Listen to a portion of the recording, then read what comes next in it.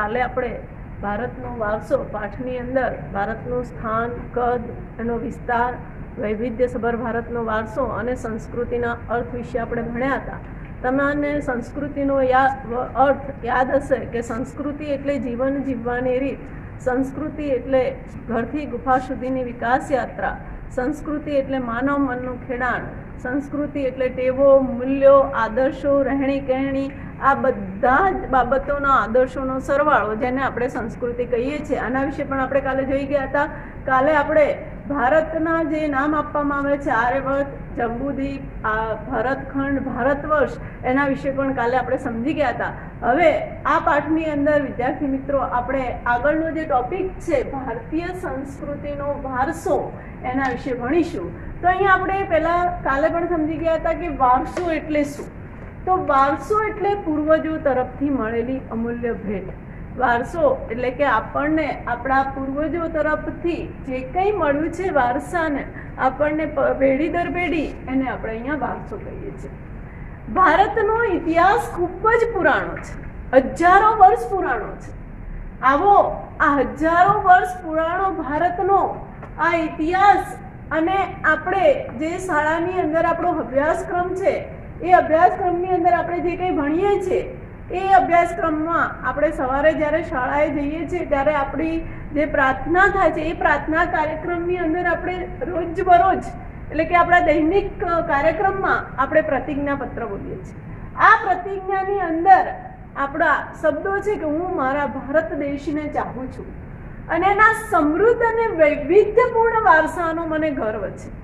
ભારતનો વારસો એ ખૂબ જ સમૃદ્ધ છે અને વૈવિધ્યસભર એટલે કે વિવિધતાઓથી ભરેલો એવો વારસો છે. એ ભારત દેશના વારસા પ્રત્યે મને ખૂબ જ ગર્વ છે એવી આપણે રોજ જે પ્રતિજ્ઞા બોલીએ છીએ. આ સમૃદ્ધ વારસાએ આપણા ભારતના આ સમગ્ર વિશ્વને પૂર્ણ માનવ જીવન રહસ્યનું પ્રદાન કર્યું છે. એટલે એનો અર્થ એવું થાય છે કે આવો સમૃદ્ધ વારસો એ વારસાએ સમગ્ર વિશ્વને કંઈક નવું આપવાનો પ્રયત્ન કર્યો છે અને સમગ્ર વિશ્વની અંદર માનવીએ પોતાના રહસ્યો જે કંઈ છે એ રહસ્યોનું પ્રદાન કર્યું છે. અહીંયા આપણે જે વારસા વિશે જોયા એ વારસા વિશે અહીંયા અગાઉ આપણે જોઈ ગયા હતા એમ અહીંયા વારસાના બે ભાગમાં વહેંચવામાં આવે છે.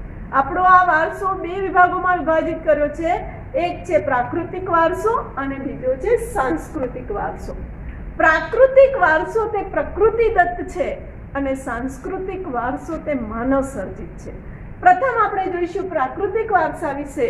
તો પ્રાકૃતિક વારસાની સંકલ્પનાને આપણે સમજીએ કે પ્રાકૃતિક વારસો એટલે શું. તો પ્રાકૃતિક વારસો એટલે પ્રકૃતિ એટલે કે કુદરત, પર્યાવરણ અને માનવ જીવન વચ્ચેના નિકટતમ સંબંધોનું પરિણામ. પ્રાકૃતિક વારસાની સંકલ્પના આ પ્રમાણે છે કે કુદરત અને આપણી આજુબાજુ જે કંઈ આપણને પર્યાવરણ જોવા મળે છે એ પર્યાવરણ અને માનવ જીવન છે એ માનવ જીવન સાથે ખૂબ જ નજીકનો સંબંધ રહેલો છે. એનું પરિણામ એટલે જ પ્રાકૃતિક વારસો. અહીંયા પ્રાકૃતિક વારસાની અંદર કઈ કઈ બાબતોનો સમાવેશ થાય છે તો કેટલાક ઉદાહરણો અહીંયા આપેલા છે જેના વિશે આપણે જોઈએ. તો પ્રાકૃતિક વારસાની અંદર આપણી આજુબાજુ જોવા મળતું દરેક પર્યાવરણ, જેમાં ઊંચા પર્વતો, નદીઓ, ઝરણાઓ, સાગરો, લાંબા દરિયા કિનારાઓ, વિશાળ ફળદ્રુપ મેદાનો, ખીણ પ્રદેશો, રણ પ્રદેશો, વૃક્ષો, વનસ્પતિઓ, જીવજંતુઓ, ઋતુઓ, પશુ પક્ષીઓ, પ્રાણીઓ અને વૈવિધ્યપૂર્ણ ભૂમિ દ્રશ્યો. જે કંઈ ખડક પ્રદેશો જોવા મળે છે, ઊંચા નીચા પર્વતીય વિસ્તારો છે, આ બધાનો અહીંયા પ્રાકૃતિક વારસામાં સમાવેશ થાય છે. તદુપરાંત પૃથ્વીના પેટાળમાં ધબરાયેલી જે ખનિજો છે એ ખનિજોનો પણ સમાવેશ પ્રાકૃતિક વારસાની અંદર કરવામાં આવેલો છે. આપણે સૌ એટલે કે ખુદ માનવી પણ પ્રકૃતિનું સર્જન છે, એટલે આપણે પણ સૌ પ્રકૃતિના સંતાનો છે, એટલે આપણો સમાવેશ પણ પ્રાકૃતિક વારસામાં થાય છે. પ્રકૃતિએ તદુપરાંત કુદરતે આપણને ઘણું બધું આપ્યું છે અને એમાં આપણને આપેલી જે બાબતો છે જેમ કે આહાર, પાણી, શુદ્ધ વાયુ અને નિવાસ એટલે કે રહેઠાણ પણ આ ભૂમિ ઉપર આપણે ઊભા કર્યા છીએ. તો અહીંયા આપણી આહારની વ્યવસ્થા પણ પ્રકૃતિ તરફથી કરવામાં આવેલી છે અને પાણી પણ આપણને પ્રકૃતિ આપે છે, એને કંઈ આપણે પેદા કરી શકતા નથી. અને શુદ્ધ હવા પણ આપણને પ્રકૃતિ આપે છે, પરંતુ આ શુદ્ધ હવાને પણ આજે આપણે પ્રદૂષિત કરી દીધી છે અને આ પૃથ્વી ઉપર રહેઠાણો પણ આપણે બાંધીએ છીએ. આ બધી જ વ્યવસ્થા પ્રકૃતિએ કરી આપી છે, પરંતુ ક્યાં ને ક્યાં માનવીએ પોતાના સ્વાર્થ માટે થઈ અને એમાં ખલેલો ઊભી કરી છે, જેના કારણે આપણે જોઈએ છીએ કે આજે આપણું પર્યાવરણ ખૂબ જ પ્રદૂષિત થઈ રહ્યું છે અને એના કારણે ઘણી બધી સમસ્યાઓ પણ ઊભી થાય છે. આ પ્રકૃતિ સાથે આપણો વ્યવહાર કેવો હોવો જોઈએ? તો પ્રકૃતિ સાથેનો વ્યવહાર આપણો ખૂબ જ શ્રદ્ધાપૂર્વકનો હોવો જોઈએ અને આ બાબતોનો ઉલ્લેખ પણ પ્રાચીન જે ગ્રંથો છે એ ગ્રંથોમાં કરવામાં આવેલો છે. એમાંના કેટલાક પુસ્તકોની અહીંયા ઉલ્લેખ કરેલો છે. એ પુસ્તકોમાં કેટલાક પુસ્તકો અહીંયા છે, જેમ કે પંચતંત્રની વાર્તાઓ, જેમાં નાના નાની વાર્તાઓ છે ટૂંકી, જેમાં બાળકોને બહુ જ રસપ્રદ વાર્તાઓ હોય છે. નાના બાળકો એને વાંચીને ખૂબ જ આનંદિત થઈ શકે એવી વાર્તાઓ પંચતંત્રની અંદર આપેલી છે. બૌદ્ધ ધર્મની જાતક કથાઓનો પણ એમાં ઉલ્લેખ છે. તદુપરાંત અહીંયા પ્રાકૃતિક વારસાની અંદર લોક સંગીત અને શાસ્ત્રીય સંગીત એનો પણ સમાવેશ કરવામાં આવેલો છે. પ્રકૃતિ સાથેનો સંબંધ એટલે કે જે પ્રકૃતિ સાથેની બાબતો છે એ બાબતોની આ ઉપરાંત બીજી પણ કેટલીક બાબતો સમાવેશ કરવામાં આવી છે.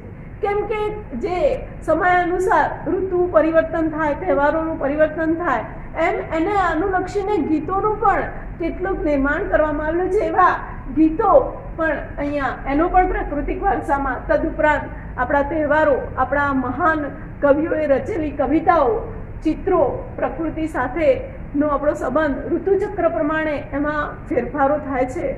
તદુપરાંત પહેલાના સમયમાં કોઈ આપણી પાસે એલોપેથી દવાઓ નહોતી, ત્યારે નિસર્ગ ઉપચારો થતા, જેને નેચરોથેરાપી કહેવામાં આવે છે. તદુપરાંત આયુર્વેદિક દવાઓ, જે કંઈ વનસ્પતિઓ ઉગતી હતી જંગલોની અંદર, એનો ઉપયોગ કરીને આયુર્વેદિક દવાઓ બનાવવામાં આવતી હતી અને એ આયુર્વેદિક દવાઓનો પણ અહીંયા પ્રકૃતિમાં, કારણ કે એ પણ પ્રકૃતિનું સર્જન છે, જેને એની ચિકિત્સા પદ્ધતિ તરીકે પણ ઓળખવામાં આવે છે. તો આ બધી જ બાબતોનો પ્રાકૃતિક વારસામાં સમાવેશ કરવામાં આવે છે. તદુપરાંત છે આપણા ભૂમિ દ્રશ્યો.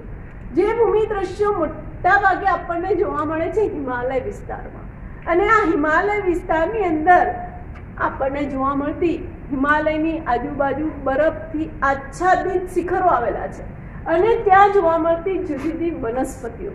તદુપરાંત ત્યાં પણ ઘણી બધી ખનિજો ધરવાયેલી છે. આવા તદુપરાંત અહીંયા જે પશુ પક્ષીઓ જોવા મળે છે એના કરતાં કંઈક અલગ પ્રકારના પશુ પક્ષીઓ પણ આપણને ત્યાં જોવા મળે છે. અને હિમાલય વિસ્તાર એટલે આપણો બરફથી આચ્છાદિત થયેલો વિસ્તાર, તો અહીંયા બરફથી છવાયેલા શિખરો પણ જોવા મળે છે. તદુપરાંત જે નદીઓ જે 12 માસ પાણીથી ભરપૂર રહે છે, એવી નદીઓનો પણ સમાવેશ પ્રાકૃતિક વારસામાં કરવામાં આવેલો છે.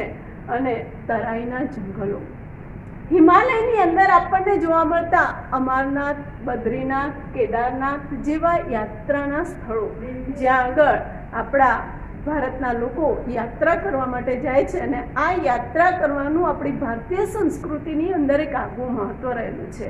આપણી ભારતીય સંસ્કૃતિ ધર્મમાં માનનારી સંસ્કૃતિ છે, જેથી આપણા ત્યાં આવા યાત્રાધામો આવેલા છે અને એ યાત્રાધામોની યાત્રા કરવા માટે ભારતના લોકો અમુક સમયાંતરે જતા હોય છે. નંદા દેવી જેવા પર્વત શિખરો પણ અહીંયા હિમાલય ક્ષેત્રની અંદર આવેલા છે. તો આ દરેક બાબતનો પ્રાકૃતિક વારસામાં સમાવેશ થાય છે, જેના વિશે સમજ્યા. હવે આપણે અહીંયા સમજીએ કે નદીઓ, જે નદીઓ 12 માસ પાણીથી ભરપૂર રહે છે, આ નદીઓએ આપણને શું શું આપ્યું છે ને નદીઓ દ્વારા આપણને શું શું પ્રાપ્ત થાય છે.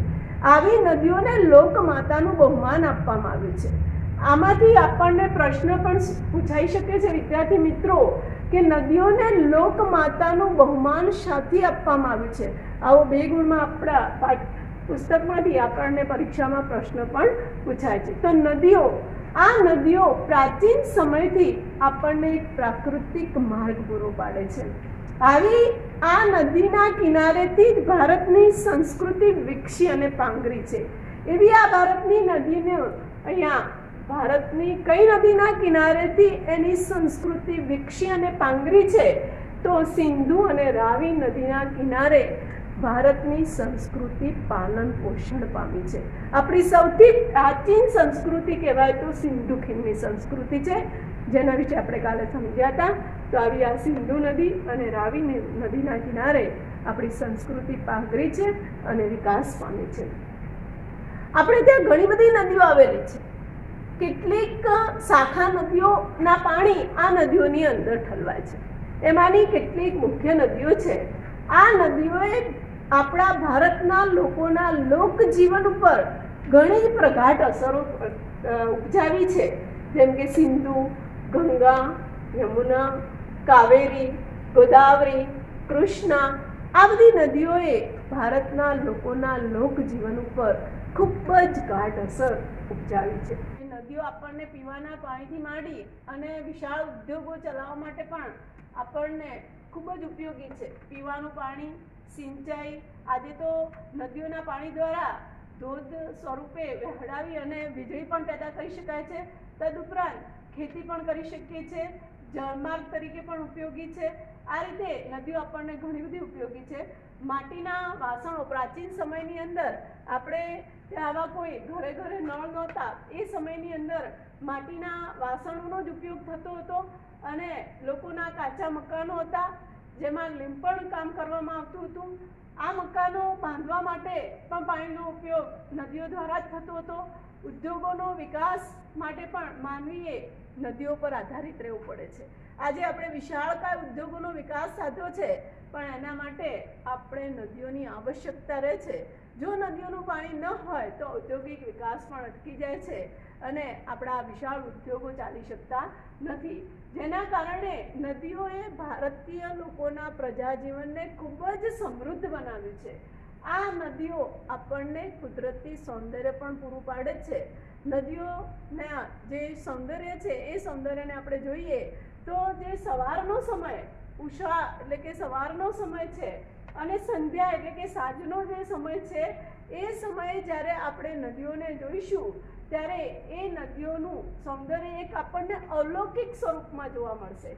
એવા સુંદર ભૂમિ દૃશ્યો દ્વારા આપણને ભરપૂર સૌંદર્ય નદીઓ પૂરું પાડે છે. એની કલાસૂઝ અને કૌશલ્યનો ખૂબ જ બહોળા પ્રમાણમાં વિકાસ થયો છે. આવી નદીઓ આપણને લોકમાતાનું, જેના કારણે નદીઓને લોકમાતાનું બહુમાન આપવામાં આવ્યું છે. તો વિદ્યાર્થી મિત્રો, નદીઓને આપણે લોકમાતાનું બહુમાન શા માટે આપવામાં આવ્યું છે જેના વિશે આપણે જોયું. હવે આપણે જોઈએ છે વનસ્પતિ જીવન, કે વનસ્પતિનું આપણા જીવનમાં શું માધ્યમ છે. જે પણ આપણે અહીંયા ભણીશું તો વનસ્પતિ જીવન આદિ સમયથી માનવ પર્યાવરણ પ્રેમી રહ્યો છે. માનવનો પર્યાવરણ સાથેનો ખૂબ જ જૂનો નાતો છે અને આ પર્યાવરણ પ્રેમી માનવી રહ્યો છે. એનો સાક્ષી કોણ છે? તો એનો વૃક્ષ પ્રેમ, એના પુષ્પ પ્રત્યેનો પ્રેમ, છોડવાઓ પ્રત્યેનો પ્રેમ, આ બધો જે માનવનો પ્રેમ જોવા મળે છે એના પરથી આપણે કહી શકીએ છીએ કે આદિ સમયથી માનવ પર્યાવરણ પ્રેમી રહેલો છે. અહીંયા પણ આ ટોપિકમાંથી પણ તમારે પ્રશ્ન પૂછાઈ શકે છે કે માનવી પ્રાચીન આદિ સમયથી પર્યાવરણ પ્રેમી સાથી રહ્યો છે. તો માણસે પોતે પશુ પક્ષીઓનો આહાર, વનસ્પતિ, આ બધું જ એટલે કે આપણને પર્યાવરણ પૂરું પાડે છે. માનવી ખુદ ખોરાક માટે વનસ્પતિ ઉપર આધારિત છે. પશુઓને પણ આહાર તરીકે વનસ્પતિનો ઉપયોગ કરવો પડે છે, જેના કારણે આપણે વનસ્પતિ ઉપર આધારિત રહ્યા છીએ. તદુપરાંત પ્રાચીન સમયથી આજ સુધી આપણે જોઈએ તો ભારતના જે લોકો છે જેમણે પીપળાની, તુલસીની, વડની પૂજા કરતા રહ્યા છે. આપણા હિન્દુ ધર્મ પાળતા લોકોના ઘરમાં આપણને તુલસીનો ક્યારો જોવા મળે છે. આપણી ભારતીય સંસ્કૃતિની અંદર સ્ત્રીઓ વડ સાવિત્રીનું વ્રત કરી અને વડની પૂજા કરે છે, જેના કારણે પર્યાવરણનું માધ્યમ અહીંયા આપણને જોવા મળે છે. આપણે તુલસીના ક્યારે દીવો કરીએ છીએ, પીપળાની પૂજા કરીએ છીએ. આપણી ભારતીય સંસ્કૃતિની અંદર એવું માનવામાં આવે છે કે પીપળાની અંદર પિતૃઓનો વાસ છે, જેના કારણે પીપળાની પૂજા કરવામાં આવે છે અને ધૂપ દીપ કરવામાં આવે છે. જેથી ભારતીય સંસ્કૃતિની અંદર પીપળો, તુલસી, વડ જેવા જે વૃક્ષો છે એનું ખૂબ જ આગવું મહત્વ રહેલું છે, જેને ધૂપ દીપ કરવામાં આવે છે, એની પૂજા અર્ચના કરવામાં આવે છે. તદુપરાંત વનસ્પતિની અંદર આપણા જે ખેતરો છે જે ધન ધાન્યથી સમૃદ્ધ છે, એવા હરિયાળા ખેતરો, આ ખેતરોની અંદર પકવવામાં આવતું અનાજ, કઠોળ, તેલીબિયાના પાકો અને આ બધું જ ધન ધાન્યથી સમૃદ્ધ છે. એવી આ વન સમૃદ્ધિથી ભરપૂર એવા આપણા જંગલો પણ આપણને ખૂબ જ ઉપયોગી છે. તદુપરાંત જંગલોમાંથી પ્રાપ્ત થતી કેટલીક ઔષધીય જન્ય દવાઓ, આ ઔષધમાં ઉપયોગી એવા આમળા, બહેડા, કુંવરપાઠું, અરડુસી, લીમડો જે ઔષધિઓ બનાવવામાં આવે છે અને એ ઔષધિઓ આપણને આજે ખૂબ જ ઉપયોગી છે. આજે આપણે ફરીથી જે એલોપેથી દવાઓ છોડી અને આયુર્વેદ તરફ વળ્યા છીએ અને આ આયુર્વેદ દવાઓ જેનો ઉપયોગ કરવામાં આવે છે, ઔષધિઓનો, એ દવાઓ આપણા રોગને મૂળમાંથી નાશ કરે છે, જેના કારણે આપણા માટે આ ઔષધિઓ ખૂબ જ ઉપયોગી છે. તદુપરાંત આપણા ખૂબ જ ઉપયોગી એવા પુષ્પો, જે ફૂલો કહેવાય છે, જેમ કે મોગરો, ગુલાબ, ડમરો, સૂરજમુખી, ચંપો, જુઈ, નિશાગંધા જેવા સુવાસિત પુષ્પો છે, જેમણે ભારતના આ જીવનને ખૂબ જ નિરામય, સમૃદ્ધ અને સુવાસિત બનાવ્યું છે. તો વિદ્યાર્થી મિત્રો, અહીંયા આપણે નદીઓ વિશે, વનસ્પતિ જીવન વિશે, આપણા પ્રાકૃતિક વારસાની અંદર ભણ્યા. હવે અગાઉ વનસ્પતિ જીવન પછી આપણો ટોપિક છે વન્યજીવો, જેના વિશે આપણે અગાઉના વિડીયોમાં ભણીશું. તદુપરાંત આપણા સાંસ્કૃતિક વારસા વિશે પણ જોઈશું. તો અહીંયા તમને જે 2 પ્રશ્નો આપવામાં આવ્યા છે એની તૈયારી તમે કરશો એવી આશા રાખું છું.